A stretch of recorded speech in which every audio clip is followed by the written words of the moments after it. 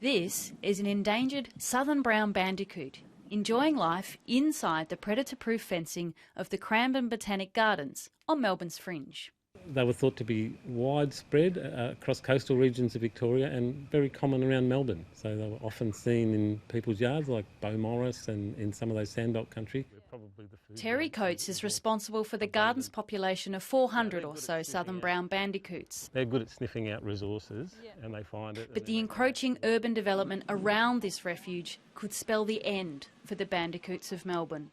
They're very vulnerable in those relatively small habitat patches. So there's been a history now in Melbourne of populations in those smaller reserves in suburban areas just sort of winking, dying out. For bandicoot lovers, it's a story that's all too familiar. At the Pines Flora and Fauna Reserve in the back blocks of Melbourne, there was once a thriving population of southern brown bandicoots. As the city fringe crept out, foxes and cats, which lurk in the suburbs, came too. And then in 2010, a freeway. But with the bulldozers came a ray of hope. The developers were told to pay for a way to protect them. It was originally proposed to develop a predator-proof fence for the Pines Reserve. $1.6 million was handed over to Parks Victoria to build a fence around the 220-hectare reserve, and a further $20 million of taxpayers' money was spent on an underpass for the bandicoots. But Parks Victoria never built the fence, and now there are no bandicoots left to use the underpass. It was deemed that that money could be spent better for the preservation of the southern brown bandicoot species.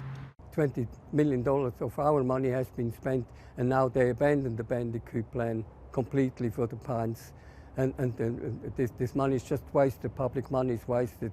The plight of the southern brown bandicoot isn't unique. Australian cities are home to 503 species considered to be nationally threatened. Our work's shown that if you pick a random point across Australia, if it's in a city, you'll find about 10 threatened species, and if it's outside a city, you'll find about 3. The passion, and it's completely... Chris Hardman from Parks Victoria hopes a plan for wildlife corridors through the Cranbourne development from the Botanic Gardens means they'll avoid the fate of the animals that disappeared from the pines. Allowing animals to move through different parcels of land increases their chance of survival. But the wildlife corridors proposed to run from the gardens may not go ahead. Federal Environment Minister and local MP Greg Hunt has passed the decision on the wildlife corridors to the Victorian government. However, the state government's own bandicoot strategy says the corridors are not cost effective, which means the future for this endangered species is far from guaranteed. Sarah Phillips, ABC News.